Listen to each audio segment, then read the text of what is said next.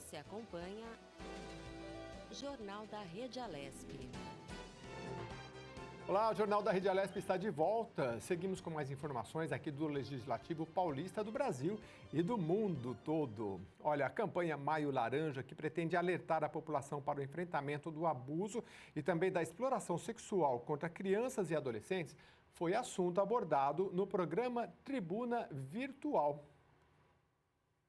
Campanha Maio Laranja, que pretende alertar a população para o enfrentamento do abuso e exploração sexual contra crianças e adolescentes, foi abordada na tribuna virtual. A deputada Letícia Aguiar, do PSL, destacou que o parlamento é fundamental para ampliar o debate sobre o tema. A ministra Damares, a ministra da Mulher, da Família e dos Direitos Humanos, ela iniciou uma campanha de combate ao abuso sexual contra crianças e adolescentes, que é o Maio Laranja, mês marcado pelo combate ao abuso e exploração sexual de crianças e adolescentes. Nós estamos no mês de maio, iniciando o mês, e quando a gente utiliza, dessas conscientizações, é porque também, como parlamentares, nós recebemos, diversas solicitações, apelos de mães, de pais, que querem proteger os seus filhos. E eu entendo que também é uma atribuição de nós parlamentares utilizarmos a Assembleia Legislativa, e Congresso Nacional, Senado Federal, enfim, para que a gente possa discutir políticas públicas em defesa das nossas crianças. O deputado Carlos Gianazzi, do PSOL, se posicionou em defesa dos profissionais da educação que estão em greve. Que a Secretaria da Educação cesse os descontos e o corte nos salários dos profissionais da educação que estão em greve pela vida, em greve pela saúde pública, defendendo toda a comunidade escolar. É um absurdo, é um ato covarde e perverso esse de atacar os profissionais da educação, tirando os seus salários, tirando a sua única forma de sobrevivência, de alimentação, de acesso a, enfim, a sobrevivência. Durante participação no Tribuna Virtual, a deputada Janaína Pascoal, do PSL, opinou sobre a PEC Federal 199 de 2019, que aborda as regras para prisão em segunda instância. Se essa PEC for aprovada, o STJ vai poder se debruçar sobre todas as provas produzidas perante, por exemplo, um Tribunal de Justiça, ou no caso de alguém condenado por um Tribunal Regional Federal, um magistrado, por exemplo, tenha sido condenado por um Tribunal Regional Federal por vender sentença. O STJ vai se debruçar sobre todas as provas. Percebam, estão criando uma nova instância. Na letra E, ainda mais grave. Pense numa pessoa que foi processada em primeira instância, absolvida. Aí o Ministério Público recorre para o tribunal. O tribunal condena. Quando isso acontecer, vai criar um recurso ordinário para o STJ. A deputada professora Bebel, do PT, também trouxe à tribuna um tema federal. A parlamentar falou sobre o projeto de lei 5.595 de 2020, que veda a suspensão das atividades presenciais de educação. Eu tenho clareza que a educação ela é essencial, mas ela tem que ser essencial também para garantir a qualidade do ensino, para garantir que os profissionais da educação tenham salários dignos, sejam tratados com respeito e que tenham aí todas as condições para que desenvolva seu trabalho. Agora, admitir como essencial a educação só para ter o retorno às aulas, para tirar o peso da cabeça dos senhores secretários da educação, que querem retorno às aulas com a pandemia em plena, porque ainda não está controlada, ela ainda está numa estabilidade muito alta, mais de 2.000 mortos, Então, eu acho que isso é uma irresponsabilidade. O deputado Adalberto Freitas, do PSL, usou o espaço na tribuna para anunciar o evento Pedágio Solidário. Nós vamos fazer um grande evento lá social, que agora vai chamar Pedágio Solidário. onde estarão sendo entregues ali cerca de 2,5 toneladas de alimentos nesse próximo final de semana, no dia 8, que antecede o Dia das Mães. É um local fácil, né? Em frente ao Autódromo de Interlagos, em frente ao portão, na Praça Enzo Ferrari, em frente ao portão 7 do Autódromo de Interlagos. Então, nós pretendemos atingir as pessoas do extremo da Zona Sul que estão passando por dificuldades alimentares, pessoas de vulnerabilidade social, e com isso nós vamos estar levando combatendo um pouco a fome que assola os extremos nossos da cidade. A tribuna virtual é transmitida ao vivo a partir da 13h na programação da TV e no canal da Rede Alesp no YouTube. Muito bem. Vamos falar agora sobre fisioterapia na recuperação da Covid-19. A pandemia da Covid-19 segue causando muitos problemas no nosso país com a vacinação, ocorrendo ainda em ritmo lento. Os casos ainda se apresentam em números muito altos para aqueles que se recuperam da doença. A preocupação fica por conta das possíveis sequelas que o vírus deixa nas pessoas. Em dados oficiais, o estado de São Paulo apresenta 2.640.000 recuperados da doença, mas muitos relatam problemas no sistema respiratório, neurológico e até motores. Sobre este assunto, nós vamos conversar agora com a Laís Silva Oliveira. Ela é fisioterapeuta home care. Bom dia, Laís. Seja muito bem-vinda aqui ao Jornal da Rede Alesp. Bom dia, Jeremias. Bom dia a todos. Laís, Covid tem sido essa doença que ataca o sistema respiratório. Fez até uma pesquisa rápida aqui, olha, 8 em cada 10 vão sofrer complicações pulmonares ou em outros órgãos. É meio abrangente demais, mas o fato é que 20% das pessoas acometidas com esses problemas precisam de internação na UTI. E aí você passou com problema e veio para casa. É aí que entra o home care, o fisioterapeuta? Sim, porque a grande queixa do paciente, né, na dificuldade no aparelho respiratório é a dispneia. É uma das sequelas permanentes nos pacientes, né, que eles relatam com bastante frequência. Então, é o cansaço. É você dar 2 passinhos assim e já cansar bastante, devido ao comprometimento também que teve, né? E aí, o que é a dispneia? A dispneia é a falta de ar. É quando você anda um pouquinho e você já fica com aquele cansaço como se já tivesse corrido quilômetros. E aí, que tipo de principal exercício? Varia muito com a idade, enfim? Sim, a fisioterapia ela vai de acordo com o paciente, né? Então, cada paciente, a gente vai fazer um tratamento específico para ele. Então, a gente também nunca vai focar somente na parte respiratória, né? A gente tem que ver o paciente como um todo. Sim, vamos fazer exercício respiratório, mas é sempre associado a algum outro exercício, sabe? A gente tem o máximo condicionar o paciente, né? Para que ele tenha menos cansaço possível, para que ele também tenha bastante força, né? Para não ficar com esse cansaço, para conseguir fazer as atividades de vida diária dele. Um paciente acometido de Covid teve problema respiratório. Quanto tempo, mais ou menos, ele vai precisar fazer uma fisioterapia?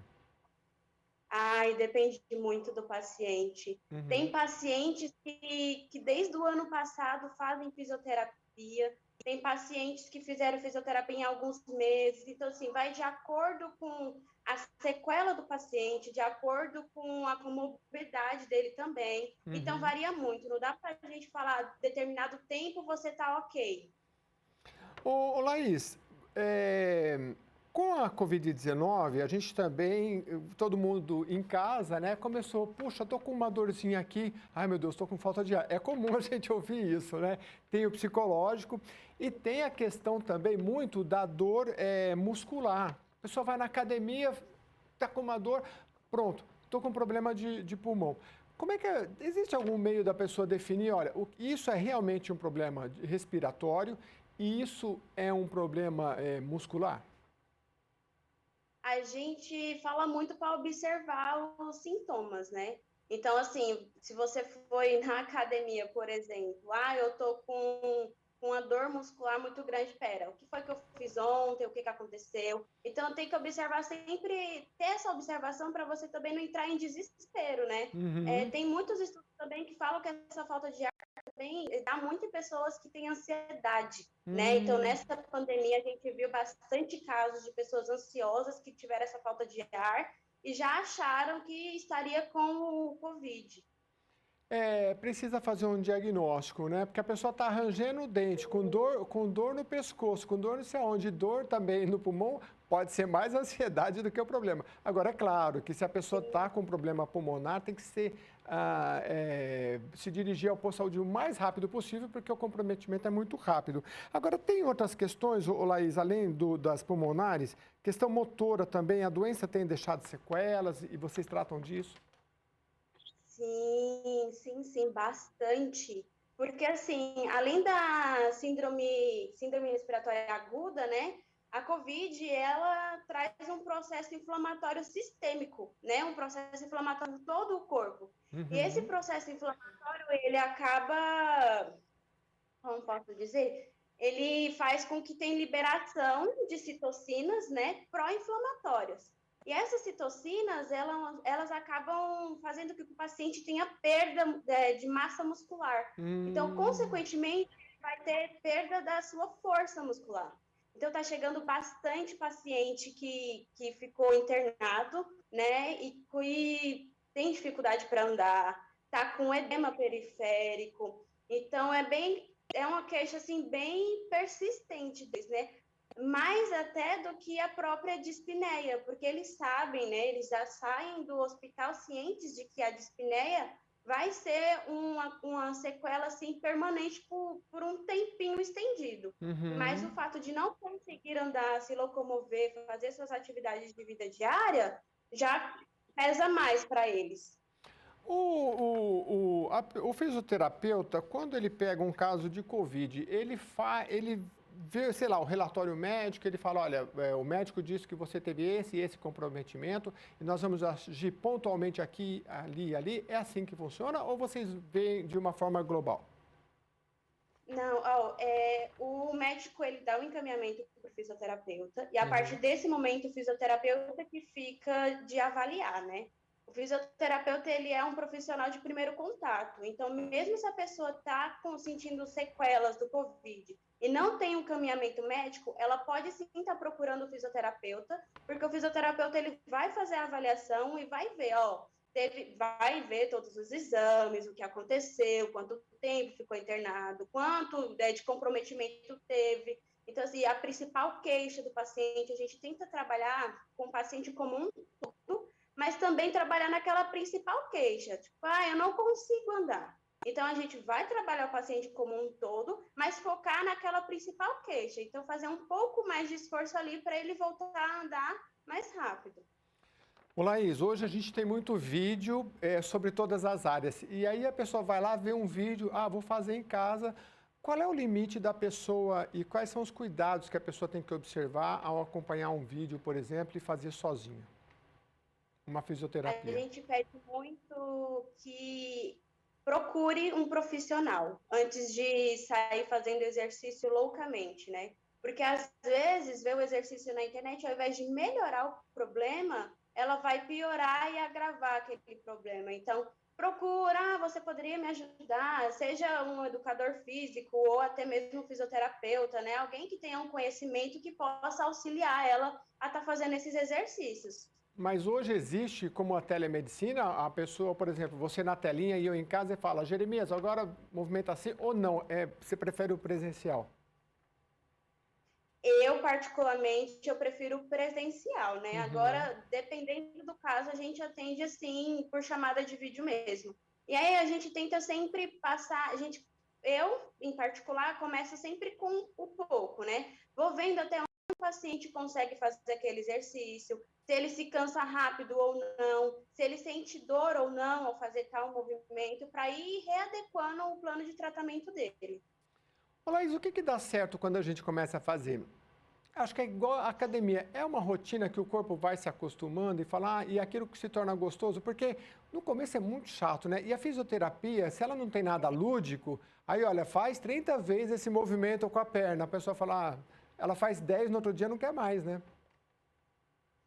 Sim, a gente tem que ter muito jogo de cintura, né? Porque tem pacientes que conseguem, né, fazer os exercícios, sabem que é para o bem e tudo mais, porém tem pacientes que já não gostam. Tem casos de paciente que, por exemplo, a companheira dele mesmo ou o companheiro, eles fazem exercício juntos, porque um motivo ou outro, mesmo a companheira não tendo sequela pós-Covid ou coisa do tipo. Então, tem que sempre você olhar para o seu paciente e ver qual é a melhor maneira que ele consegue fazer aqueles exercícios sem, não quero mais fazer, tá chato. Então, você sempre tem que olhar, ter aquele olhar ali para o paciente, assim, o que é legal para ele, o que ele gosta de fazer. Se é fazer o exercício escutando música, se é fazer o exercício conversando, então sempre tem que ter esse olhar peculiar, sabe, para o paciente.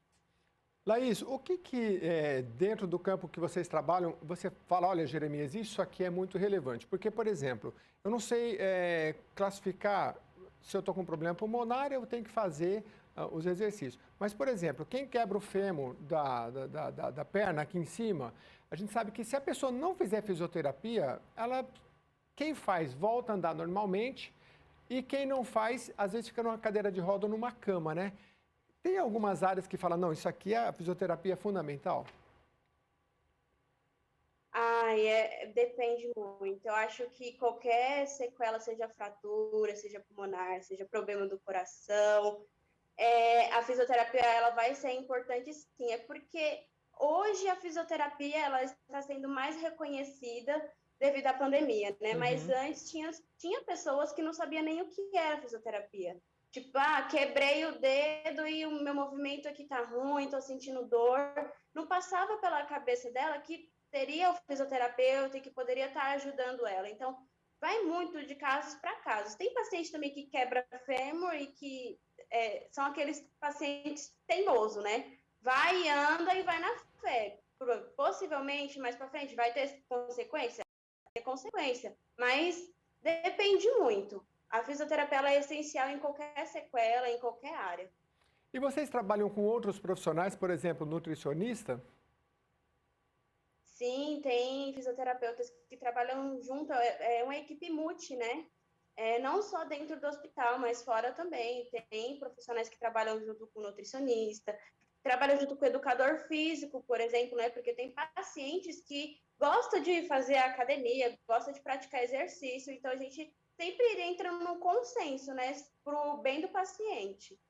Agora, Laís, em relação à questão pulmonar, queria aproveitar para você dar algumas dicas aí, porque a vida inteira eu ouvi falar que a gente não respira direito, independente de ter uma doença ou não, né? Que a gente não usa, o diafragma tem que ir mais para baixo, uma respiração mais completa, né? Aí eu fico pensando, poxa, mas eu estou aqui apresentando o jornal, será que e você aí, lembrar de fazer uma respiração correta o tempo todo, né? Mas fala para mim, principalmente para quem é acometido de Covid, que tipo de orientação você... É respirar mais profundo? A gente descobriu, por exemplo, logo no começo da pandemia, que a pessoa de bruço, quando ela é entubada, a respiração dela é melhor, né? O médico descobriu isso, muita gente não sabia. Mas, enfim, quais são as orientações gerais em relação ao posição em prono, né? Dentro da UTI, a gente fala que quando a pessoa está de barriga para baixo, as vias aéreas, elas ficam melhores para respirar, né? Uhum. E em relação aos exercícios respiratórios, tem exercícios respiratórios bem simples, né? Que se for fazer só o respiratório mesmo, o simples fato de você puxar o ar, né? Bem fundo e soltar devagar. Sempre puxar pelo nariz e soltar pela boca. Tem gente que pratica muito exercícios hipopressivos, né? Que são exercícios para a região do diafragma e com a respiração. Então, são exercícios que se você faz todo dia um pouquinho, você já melhora bastante. E exercícios também, para quem não tem condições, né, de pagar um fisioterapeuta, pode estar fazendo em casa também. Puxa o ar, solta, e tem como ir modificando esses exercícios, né? Puxar em 3 tempos, soltar em 3 tempos. São exercícios básicos, simples, que já podem ajudar bastante. Como orientação final, fala para a gente, para os idosos, que cada vez é maior o número. Eu já falei uma vez com um fisioterapeuta, ele falou, olha, no mínimo, encosta na parede e faz um exercíciozinho leve para os braços. E um exercício, por exemplo, levanta e senta do sofá, né? Porque se a pessoa cair, e você falou da musculatura, né? Isso é tão importante. Tem alguma orientação básica para os idosos? Sim, com os idosos a gente sempre tem que ter um cuidado a mais, né? Porque o idoso, ele já tem esse risco de queda. Então, sempre procurar fazer exercícios apoiados. Esse de sentar e levantar do sofá pode ser com a cadeira mesmo, ou na cadeira mesmo, né? Não somente no sofá. Encostado na parede. Também levantar, sabe? Associar a respiração levantando os membros superiores, aí levanta uma perna, levanta outra, tudo com muito cuidado para não ter esse risco de queda, né? Porque o idoso, já com a idade, já perde equilíbrio, força muscular. Então, é sempre bom o próprio fisioterapeuta mesmo tem esse papel, né? De orientar, de orientação, para o idoso não escorregar, cair, perder equilíbrio, cair e o problema se agravar.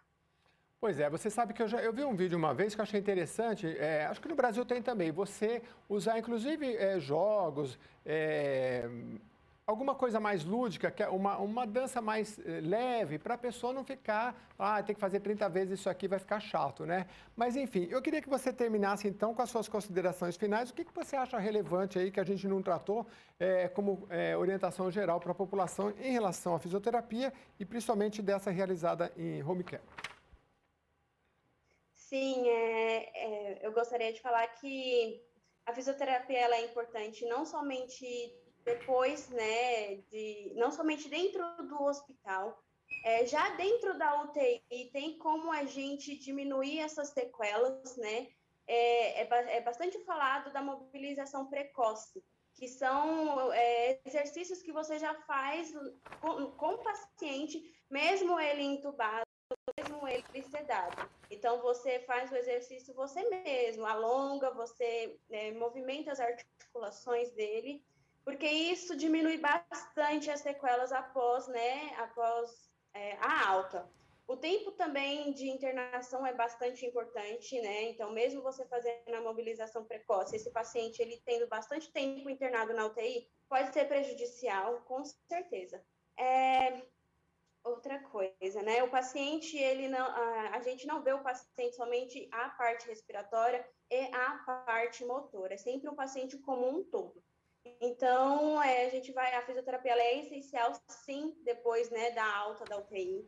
Procurem um profissional, procurem um fisioterapeuta, porque é de extrema importância para você não ficar com sequela. E uma coisa que eu ia falar que ajuda bastante é a atividade física, né? Essa semana mesmo eu estava lendo um artigo que fala que quem pratica atividade física tem menos agravamento, né? Menos complicação no Covid. Então, assim, se você pratica todo dia uns 20 minutinhos de atividade física, seja caminhada, ou seja o exercício físico mesmo dentro de casa, já ajuda bastante, porque isso fortalece o nosso sistema imunológico, o nosso sistema cardiorrespiratório. Muito bem, eu queria agradecer bastante você, Laís Silva Oliveira, fisioterapeuta home care, aí pelo esclarecimento, viu? Até a próxima entrevista. Eu que agradeço. Importante isso que ela destacou aí, né? A gente incentivar principalmente as pessoas que estão com mais idade, fazer uma atividade física, né? Em tempos convencionais, tinha muitos que gostavam de andar, então ia passear, agora não pode andar muito. Então tem que fazer um planejamentozinho, né? De fazer, pelo menos como a fisioterapeuta disse, preventivamente 20 minutos de atividade, né? Está assistindo televisão, vai fazer alguma coisa ali, levanta do sofá, fica em pé. E aí sim, você vai poder estar mais preparada não só para enfrentar a Covid, mas para enfrentar a vida. E olha, vamos continuar falando de saúde. A demora para consultar um médico tem piorado o quadro dos jovens infectados pelo novo coronavírus e é considerada uma das causas da mudança de perfil de pacientes com sintomas mais graves da Covid-19. Vários doutores fazem questão de reforçar o que fazer quando surgem os primeiros sintomas entre jovens. O primeiro passo é consultar um médico de confiança presencialmente ou por telemedicina para realizar o diagnóstico. A partir da conversa com o médico, o profissional poderá decidir se é possível acompanhar em casa a evolução dos sintomas ou se é necessária assistência ambulatorial aos jovens com Covid-19.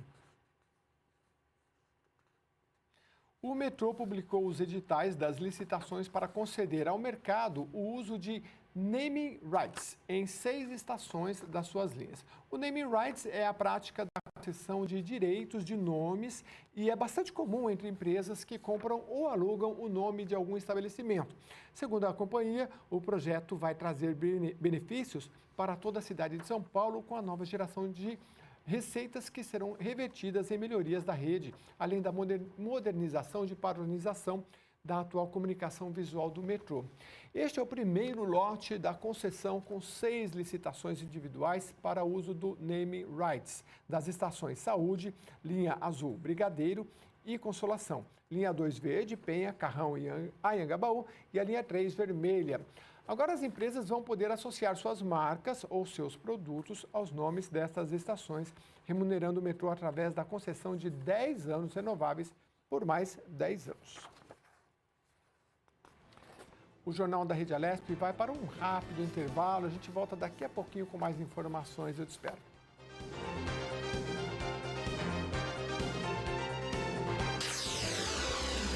Você acompanha